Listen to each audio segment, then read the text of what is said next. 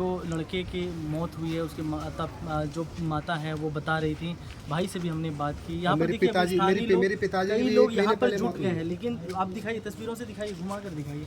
अभी देखिए कई लोगों की यहाँ पर मौजूदगी आपको नज़र आ रही होगी, लेकिन जिस समय घटना हुआ उस समय जब तस्वीरें देखेंगे आप तो उस समय कोई भी वहाँ पर मौजूद नहीं था।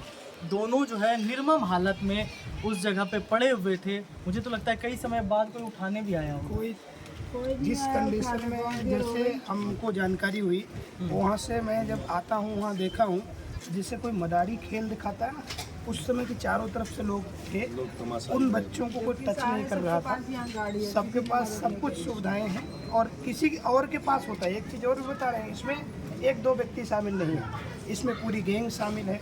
इसकी जांच होनी चाहिए, निष्पक्ष जांच होनी चाहिए कि सिर्फ उन्हीं दो बच्चों को क्यों टारगेट किया गया और वो एक बच्चा एक 20 पर भारी था। ऐसा भी नहीं कि इतना जल्दी उसको कोई मार सकता था, लेकिन उसके साथ कोई ना कोई बड़ी हादसा हुआ है। और आज जो पुलिस प्रशासन या कुछ लोग मिल करके तरह तरह की बातें कर देते कि नशेड़ी थे, नशा करते थे, मैं उनसे ये कहना चाहता हूँ कि आप अपने एक बच्चे को ऐसे कुर्बानी करके देख लीजिए, एक अपने नशेड़ी को मरवा के देख लीजिए क्या हाल होता है। भाई साहब, हमारे समाज के लिए ना, अच्छा ये बताइए, बकरा काटने वाला जो चाकू होता है वो चलाए गए थे पूरे तरह से जिस स्थिति, मेरे पास वीडियो भी मौजूद है, जिस कंडीशन में उस बच्चे की हालत देखी गई थी, इधर का लेफ्ट साइड का उसका जो दिल पे मार करके ऐसा लगता है कोई आंखें बाहर निकाल दी है और उसके तो जान थी नहीं, ऑन द स्पॉट मर गया था वो।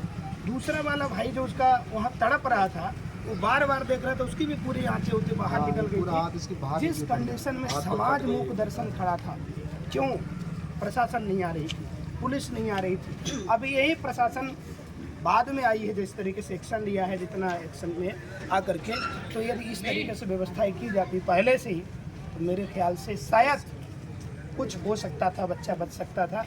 इनका दुश्मनी थी तो बच्चे से नहीं हो सकती थी। एक बच्चा, दो बच्चा एक साथ, दोनों भाइयों की इस तरह से अटैक कोई नहीं कर सकता। अकेले तो मैं मान ही नहीं सकता। कोई इनमें से बता दीजिए, कोई मानता हो अकेले कोई मार सकता था उसको? कोई और भी शामिल था इसमें, अकेले वो नहीं मार सकता। ये कोई साजिश है, बड़े तगड़े की साजिश है। और हम ये कहने के लिए देख रहे हैं, जो हम देखे हैं, हम प्रेजेंट की बात बता रहे हैं। कोई स्थिति वर्तमान समय में मैं नहीं था जब वहाँ घटना घटी थी, जब मारपीट हो रही थी, वहाँ नहीं था। लेकिन जब बाद में आया हूँ तो उनको हालत देख करके कि एक व्यक्ति की हालत, एक व्यक्ति के बस के लिए उन दो बच्चों को समेट लेना, एक ऐसा निसहाय अवस्था में पड़े थे, आप सोच भी नहीं सकते। इनसे लाकर फेंक दिया यहाँ। हाँ, वहाँ से पहले मारा है, मारने के बाद यहाँ ला के फेंक दिया 14 नंबर गली में, सड़क पे फेंक दिया।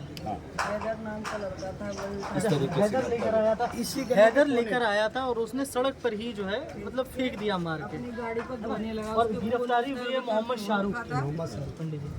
तो देखिए दिल्ली में लगातार जो है इस तरीके की चाकूबाजी की घटना सामने आ रही है। कुछ दिन पहले ही आपने देखा कि बजरंग दल के कार्यकर्ताओं को भी किस तरीके से चाकुओं से गोद कर मौत के घाट उतार दिया। इसके बाद ये जैतपुर की घटना, लगातार ऐसी घटनाएं सामने आती रहती है। और जिस तरीके से यहाँ के स्थानीय लोगों ने, पंडित जी ने भी बताया कि समाज जो है मुखदर्शक बना रहता है, घटना के बाद जो है अपना आक्रोश व्यक्त करता है। लेकिन अगर उस समय कर दिया होता तो शायद आज जो है हम लोगों के बीच वो जो मृत लड़का है वो मौजूद होता। दिल्ली से प्रेम कश्यप की रिपोर्ट।